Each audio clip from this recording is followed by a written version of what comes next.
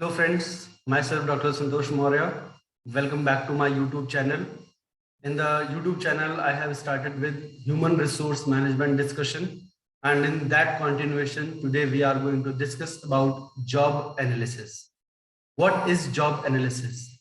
Job analysis is deciding or to find out what kind of different jobs are available in my company or in my institute or in my business unit. Like if I say, let me give you an example. I am going to open a company in which I am going to manufacture this small mouse. So to this manufacture this particular small mouse, I need different kind of people. It is not possible for me that I myself do all and every work in the organization or in my factory, that I will bring the raw material also, I will do the managing part also, I will do the production part also, I will be doing engineering part also. Each and every part I cannot perform myself. So that is why I will require different kind of people to be in my firm, to work in my organization, so that each and everybody in the organization can perform their work for which they have been appointed. So this process of finding out the different kind of jobs that is available in the organization is known as job analysis. Let me give you a proper definition for this. The procedure for determining the duties and skills requirements of a job and the kind of person who should be hired for it. किस तरह की हमारे पास job है और किस तरह के human resource की रिक्वायरमेंट है उस पर्टिकुलर जॉब के लिए, यही जॉब एनालिसिस कहलाता है. For example, let me give you small example. अगर मैं किसी डॉक्टर को हायर करता हूं बैंक के कैशियर पे बैठने के लिए, और डॉक्टर की पोजीशन पे हायर करता हूं किसी कैशियर को जिसने बैंकिंग कोर्स से आया हुआ है, बैंकिंग बैकग्राउंड से है, तो शायद आई थिंक जो होगा एक सिनेरियो, लेट मी गिव, मैं उसे डिस्क्राइब करता हूं कि जब एक डॉक्टर कैशियर पे बैठा होगा तो हो सकता है थोड़ी देर उसे बहुत मजा आए कि बहुत सारे नोट गिनने को मिल रहे हैं, लेकिन थोड़ी देर बाद क्या होगा, वो उस वर्क से बोर हो जाएगा, बिकॉज वो उसे और ज्यादा नहीं कर पाएगा. That is not his field. So why he's getting bored? Because he's not getting the proper job according to his qualification, according to his interest.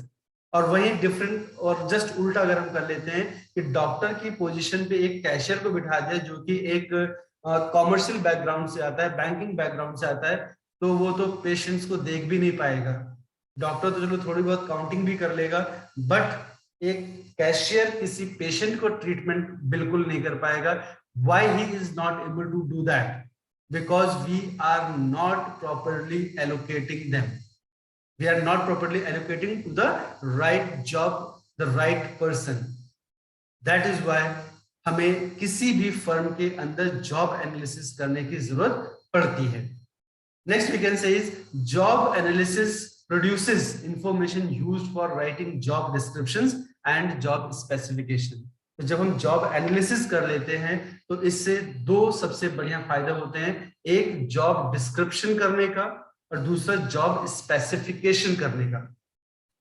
Job description मतलब what all kind of job opportunities will be there in the firm, and job specification उस particular job के लिए कैसे human resource की requirement है. जैसे मैंने just अभी कहा कि एक डॉक्टर के लिए एक डॉक्टर की रिक्वायरमेंट होगी, एक बैंकिंग के लिए एक बैंकिंग की रिक्वायरमेंट होगी, एक इंजीनियरिंग वर्क के लिए उस पर्टिकुलर इंजीनियरिंग बैकग्राउंड से बिलोंग करने वाले इंसान की जरूरत होगी. तो इसीलिए हमने कहा जॉब डिस्क्रिप्शंस क्या होने वाली है और जॉब स्पेसिफिकेशन क्या रहेगी. इस चीज को जान लेना बहुत ही जरूरी है, बिकॉज कहीं ऐसा ना हो जाए कि हम अपनी फर्म के अंदर एक रॉन्ग ह्यूमन रिसोर्स को हायर कर ले एक गलत जॉब के लिए. और जब तक ऐसा होता रहेगा तब तक यकीन मानिए फर्म डेवलप नहीं कर पाएगी, क्योंकि हमारे बिजनेस का एक सबसे बढ़िया रूल होता है minimum input and maximum output. जब हम गलत लोगों को हायर कर लेंगे गलत पोजीशन के लिए, तो वो कभी सही प्रोडक्शन कैसे कर पाएगा. सही प्रोडक्शन हो ही नहीं पाएगा, और जब तक सही प्रोडक्शन नहीं हो पाएगा तब तक हम प्रॉपर तरीके से प्रोडक्शन एक्टिविटी को नहीं कर पाएंगे, वेस्टेज होती ही रहेगी फर्म के अंदर, अल्टीमेटली हमारा लॉस बढ़ता चलाएगा। तो this is why job analysis is required in any of the organization. Let's move to the next topic, that is job analysis process. How to do job analysis? हम कैसे करें job analysis का? तो सबसे पहले कहते हैं, जब हम किसी भी प्रोसेस को हम करते हैं तो सबसे पहले उसका एक किसी भी काम को जब हम करते हैं तो उसका एक प्रोसेस होता है कि काम को कैसे किया जाना है। ऐसा नहीं है, जैसे मैं सिंपल सी एक बात लेते हैं, अगर मुझे भूख लगी है तो सबसे पहले मुझे खाना बनाना पड़ेगा फिर खाना पड़ेगा। ऐसा पॉसिबल नहीं है कि मैं आलू टमाटर सब लेके खा जाऊं, पानी पी लूं, मसाले फाँक लूं और उसके बाद गैस पे बैठ जाऊं, पेट हिलाता रहूं कि भैया सब्जी तो पक जाएगी और मेरा पेट भर जाएगा। That is not possible. तो प्रोसेस क्या है? सबसे पहले हम सब्जियों को धोते हैं, काटते हैं, फिर उसमें कढ़ाई में चढ़ाते हैं और उसके बाद तेल वगैरह डाल के उसको फ्राई करके पकाते हैं, and then the food is ready to be eaten. तो इस तरह से हम कहते हैं कि हर काम को करने के लिए एक प्रोसेस बना हुआ है, और जब तक हम उस प्रोसेस को फॉलो नहीं करते हैं वो वर्क प्रॉपर तरीके से नहीं हो पाता है। तो जॉब एनालिसिस के अंदर सबसे पहला प्रोसेस होता है determine the job analysis program. किस तरह से आपको अपनी फर्म के अंदर जॉब एनालिसिस करनी है, पहले इस प्रोग्राम को डिसाइड करिए। फिर दूसरा टॉपिक हमारा होता है सेलेक्ट एंड ट्रेन एनालिस्ट। जो हमारे जॉब फर्म के अंदर जॉब एनालिसिस करने के लिए ह्यूमन रिसोर्स आने वाला है, हम उसको ट्रेन करें कि हमारा प्रोग्राम कैसा है, कैसे हम अपने प्रोग्राम को कैरी ऑन करने वाले हैं, किस तरह से हम जॉब को फाइंड आउट करने वाले हैं, हमारा नजरिया क्या है हमारे काम के लिए, अकॉर्डिंगली हम उसके अंदर जॉब को फाइंड आउट कर सकते हैं। इसके बाद थर्ड प्रोसेस हमारा होता है direct job analyst program, orientation program. कभी भी आप जब नई ऑर्गेनाइजेशन को ज्वाइन करते हो तो क्या सारे वर्क आपको खुद ही पता होते हैं कि हमें क्या करना है क्या नहीं करना है? जी नहीं। तो क्या होता है कि हम जब फर्म को ज्वाइन करते हैं तो वहां पे एक छोटा सा ओरिएंटेशन प्रोग्राम होता है, ताकि हर इंसान को जो न्यूली ज्वाइंड है हमारे फर्म के अंदर, हम उनको ये बता सके कि उस पर्टिकुलर पोस्ट पे करना क्या होता है, कैसे काम होता है, हमारी फर्म के अंदर क्या क्या काम करने होते हैं, डे बिगिनिंग से लेके डे एंडिंग तक क्या क्या वर्क करना होता है, कैसे डे बिगिन करना होता है, कैसे डे एंड करना होता है। तो सेम तरीके से जो जॉब एनालिस्ट होते हैं हम उनका ओरिएंटेशन प्रोग्राम करते हैं, so that we can tell them each and everything about the firm. हम उनको इंट्रोड्यूस करा दें प्रॉपर तरीके से और उनको बता दें कि हमें क्या चाहिए। जब वो इस चीज को, सारी चीजों को जान जाएंगे कि फर्म क्या है, उसका नेचर क्या है, उसका वर्क क्या है, उसका प्रोडक्शन एरिया क्या है और किस किस लेवल तक का वो प्रोडक्शन करना चाहते हैं, वैरायटी क्या है प्रोडक्शन की, तभी वो प्रॉपर एक जॉब एनालिसिस कर सकते हैं। Then conduct the study. Conduct the study, अब हम ह्यूमन रिसोर्स को फाइंड आउट करना शुरू करते हैं कि फर्म के अंदर जो जॉब एनालिसिस हमारी हो गई है, किस किस तरह की जॉब रिक्वायरमेंट है, उसे हमने फाइंड आउट कर लिया है, स्टडी कर ली उसके बारे में, and then making the summarization of that. जब भी आप पढ़ाई करते हो किसी चीज की तो उसका फाइनल समराइजेशन होता है नहीं होता है, एंड के ईयर के एंड पे कैसे होता है? एग्जाम देकर। एग्जाम देने से क्या हो गया? एग्जाम देने से ये होता है कि साल भर आपने जो उस पर्टिकुलर सब्जेक्ट के बारे में पढ़ा है, उन क्वेश्चंस के थ्रू हम ये समराइज कर लेते हैं कि स्टूडेंट हैज लर्नड एनीथिंग और नॉट। अगर आपके अच्छे मार्क्स आते हैं that means you have learned in a much much better way, और अगर आपके लेस मार्क्स आते हैं that shows that you have not learned the things in a better way, और you have either showed the interest और not. इन चीजों का पता लग जाता है। और साथ में जैसे हमने लास्ट पॉइंट का summarize results, right job description, कि किस जॉब के लिए कैसे जो जॉब हमारी क्रिएट हुई उसका कंप्लीट डिस्क्रिप्शन, उसकी क्या रिक्वायरमेंट है, कैसे वर्क किया जाएगा, और इंटरव्यू लेंगे जब हम लोगों का तो कैसे लोगों को हायर करना है हमें, इन सब चीजों के बारे में जॉब एनालिसिस जो हमारा लास्ट समराइजेशन, उसके अंदर कंप्लीट डिटेल हम प्रोवाइड कर देते हैं। तो I think job analysis process complete हो गया हमारा यहाँ पे और आपको क्लियर भी हो गया होगा। Now coming to the benefits of job analysis. किसी भी काम को हम तब करते हैं जब उसका कोई फायदा हमें मिल रहा हो। तो जॉब एनालिसिस भी एक ऐसा प्रोसेस है जिसका बहुत ही ज्यादा अच्छा बेनिफिट होता है, बहुत ही ज्यादा कह सकते हैं कि यूजफुल प्रोसेस है, बिकॉज इसके बिना बहुत सारी चीजें फर्म के अंदर गड़बड़ कर जाती हैं रिगार्डिंग द ह्यूमन रिसोर्स। आज के डेट में ह्यूमंस को बोझ नहीं समझा जाता। ह्यूमंस को बोझ तब समझा जाता है जब वो स्किल्ड ना हो, नॉलेजेबल ना हो, उनके पास किसी भी ट्रेनिंग ना हो, एजुकेशन ना हो, और वो कोई प्रोडक्टिव एक्टिविटी ना करते हो, तब वो बोझ बन जाते हैं। लेकिन अगर ह्यूमंस के पास प्रोडक्टिव एक्टिविटी है, नॉलेज है, ट्रेनिंग है, स्किल्स है, और वो प्रोडक्टिव एक्टिविटी कर सकते हैं, तो शायद ह्यूमंस बीइंग हमारे लिए कोई भी बोझ नहीं है, बल्कि they are a boom for अस।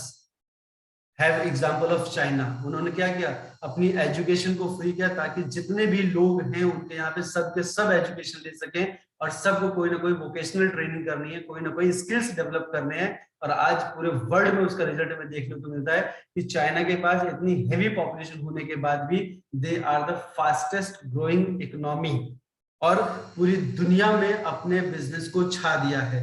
इस तरह से छा दिया कि शायद हर घर के अंदर कुछ ना कुछ चीजें ऐसी जरूर मिलेंगी जिसपे मेड इन चाइना का ठप्पा लगा हुआ है।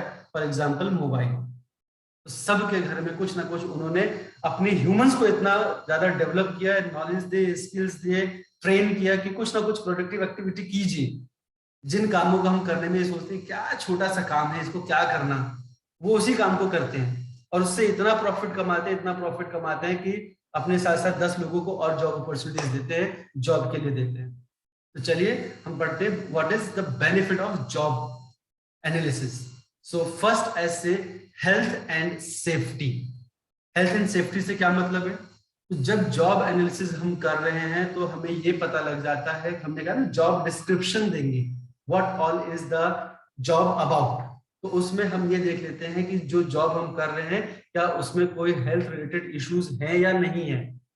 फॉर एग्जाम्पल जहां पे आयरन बनता है, लोहा, जहां से कच्चा लोहा निकलता है, वहां का टेम्परेचर बहुत हाई होता है।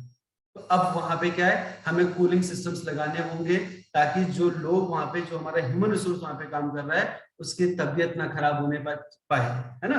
नहीं तो पता लगे बेचारा खुद ही इवेपोरेट होके चला गया वहां से। तो इस तरह से हमें देखना पड़ता है कि health and safety regarding measures, क्योंकि आज के लॉज बहुत ज्यादा टाइट हो गए हैं, आपको सेफ्टी मेजर्स देखने पड़ेंगे। जहां भी ह्यूमन रिसोर्स आपका वर्क करेगा वहां पे सेफ्टी होना जरूरी है। तो हेल्थ एंड सेफ्टी रिक्वायरमेंट्स हम कैसे देख सकते हैं, किस तरह की हेल्थ, किस तरह की सेफ्टी दें, वो कैसे पता लगेगा, जॉब एनालिसिस से पता लगेगा। Then personal information. Personal information जब हम जॉब को करेंगे तो हम ये देख लेते हैं जॉब एनालिसिस के थ्रू कि वो पर्टिकुलर वर्क कितना ज्यादा सीक्रेसी को मेंटेन करने के लिए है। तो उससे क्या होगा सर, उससे ये होगा कि हम जब जॉब इंटरव्यूज कंडक्ट कराते हैं, जब रिज्यूम लेते हैं, तो हर आदमी की पर्सनल इंफॉर्मेशन लेने की कोशिश करते हैं। उसका नाम क्या, उसके फादर का नेम क्या, उसके मदर का नेम क्या, वो मैरिड है कि नहीं है, वो मेल है या फीमेल है, उसकी डेट ऑफ बर्थ क्या है, उसके इंटरेस्ट एरियाज क्या है, वो उसके लाइक्स क्या है, उसके डिसलाइक्स क्या है। इससे क्या फर्क पड़ने वाला है? इससे फर्क ये पड़ने वाला है कि हम ये समझ पाते हैं कि जिस जॉब को लिए हम उसे हायर करना चाहते हैं, क्या वो उसके लिए फिट है या नहीं है। उस जॉब की सीक्रेसी होगी, उस जॉब पोजीशन की, क्या वो उस जॉब की पोजीशन की सीक्रेसी को मेंटेन कर पाएगा या नहीं कर पाएगा, उसकी फैमिली बैकग्राउंड क्या है, उसके खिलाफ कोई क्रिमिनल केसेस है या नहीं है। So these are some of the personal informations that we try to get from the human resource or the person whom we are hiring. Then next is performance appraisal. सबसे बढ़िया part है job का performance appraisal, क्योंकि यहाँ तनख्वाह बढ़ जाती है। हर आदमी किसी भी ऑर्गेनाइजेशन में जिसमें वो काम कर रहा है, आफ्टर सर्टेन टाइम वो चाहता है कि उसकी तनख्वाह में बढ़ोतरी हो जाए, his salary should increase. So there should be some kind of performance appraisal process how to increase the salary, क्योंकि अगर हम बिना किसी प्रोसेस के किसी की भी सैलरी बढ़ाते रहेंगे तो अल्टीमेटली जो हमारे ह्यूमन रिसोर्स है, जो हमारे वर्क फोर्स है, उसमें लड़ाइयां स्टार्ट हो जाएंगी कि तुम्हारी सैलरी ज्यादा क्यों बढ़ी, मेरी कम क्यों बढ़ी। तो इसीलिए हम क्या करते हैं, परफॉर्मेंस अप्रेजल फॉर्म्स हमारे पास होते हैं, हम उसे अपने वर्कर्स को देते हैं, प्लीज फिल करिए, देखिए आपने क्या क्या वर्क किया हुआ है, उसमें सर्टेन पैरामीटर्स हमने डेवलप किए होते हैं कि बताइए ये इन पर्टिकुलर पैरामीटर्स पे आपका क्या कंट्रीब्यूशन है। अकॉर्डिंगली हम आपकी सैलरी को बढ़ाते हैं, और कभी कभी एक मिनिमम लेवल तो हम कर ही देते हैं कि भाई 10%, 3%, 4%, 5% सैलरी सबकी बढ़ेगी। उसके बाद अगर किसी की बढ़नी है तो उसको परफॉर्मेंस अप्रेजल फॉर्म भरना पड़ेगा, उसे अपना बताना पड़ेगा कि उसने क्या कंट्रीब्यूशन किया है फैक्ट्री के लिए या ऑर्गेनाइजेशन के लिए। Then job evaluation, different type of job that is going to be available in that particular firm, वो कैसे पता लगेगी? Because of the job analysis. Then placement and orientation, कि जो ह्यूमन रिसोर्स हमने हायर किया है उसको किस जगह पे प्लेस किया जाए अपनी ऑर्गेनाइजेशन में, और उसको कैसी ओरिएंटेशन देने की जरूरत है। ट्रेनिंग एंड डेवलपमेंट, जो ह्यूमन फोर्स हमने हायर की है, जो वर्क फोर्स हमने हायर करी है, क्या उसको किसी ट्रेनिंग के लिए जरूरत है? अगर जरूरत है तो उसको ट्रेनिंग दिलाई जाए, बिकॉज लगभग लोग फ्रेशर्स आते हैं भाई, जो भी हमारा एजुकेशनल पार्ट है, या सॉरी हम जिसे कहते हैं कि जो हमारा ह्यूमन रिसोर्स है, जो बच्चे कॉलेज से पास आउट होकर निकल रहे हैं तो तुरंत वो कॉलेज में तो उनको जॉब नहीं मिली थी कि वहां पे ट्रेनिंग मिल जाएगी। जब वो कॉलेज से बाहर निकलेंगे, कहीं ना कहीं जॉब करेंगे, तब जाके उनको थोड़ा बहुत एक्सपीरियंस आएगा। तो और कई बार हमें फ्रेशर्स को ही हायर करना पड़ता है बिकॉज लोग अवेलेबल नहीं है। और दूसरा प्रॉब्लम साथ में ये होता है कि जो फ्रेशर्स आते हैं वो थोड़ा कम सैलरी में भी वर्क करने को रेडी होते हैं, because they want to get the this what we call experience of working somewhere. तो इसलिए हमें placement and training and development को देखना पड़ता है। और अगर कोई ऐसा है जो ऑलरेडी ट्रेंड आके हमारे पास आ रहे हैं, तो हमारी ऑर्गेनाइजेशन में कैसी रिक्वायरमेंट उनकी रहेगी, क्या उनके वर्क हैं, अकॉर्डिंगली हम उनका डेवलपमेंट भी उनको ट्रेनिंग देना पड़ेगा। और जब कुछ टाइम तक वो कॉन्टिन्यूसली वर्क कर लेंगे तो फर्दर उनके डेवलपमेंट के लिए हमें ट्रेनिंग प्रोग्राम्स को ऑर्गेनाइज करना पड़ेगा। देन रिक्रूटमेंट एंड सिलेक्शन सबसे ज्यादा इंपॉर्टेंट है जॉब एनालिसिस का, क्योंकि जॉब एनालिसिस करके हमें ये पता लग गया कि क्या क्या चीजें हमें रिक्वायर्ड है, कौन कौन सी पोजीशंस हमारे पास क्रिएटेड है, और उनके लिए किस तरह के लोगों की जरूरत है। अकॉर्डिंगली हम रिक्रूट करने वाले हैं और उनका सिलेक्शन करने वाले हैं। And then finally human resource planning, जिस वर्क फोर्स को आपने हायर कर लिया है उसे कैसे किस जगह पे डिप्लॉय करना है, ये सब चीजें पहले से ही प्लान करना पड़ता है। तभी हमारी ऑर्गेनाइजेशन प्रॉपर तरीके से चल पाती है, तभी हमारे लिए हमारे जो वर्क फोर्स है वो फ्रूटफुल होता है, वो बेनिफिशियल होता है, minimum input and maximum output देने लायक होता है। और तो इस तरह से हम देखते हैं कि जॉब एनालिसिस के बहुत सारे बेनिफिट हैं। Job analysis is a very very crucial and important point in the development of any organization. Why?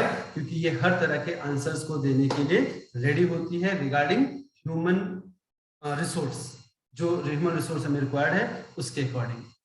यहाँ पे हमारा ये टॉपिक खत्म होता है friends. I hope you would like this, and please don't forget to like, share and subscribe. Thank you very much.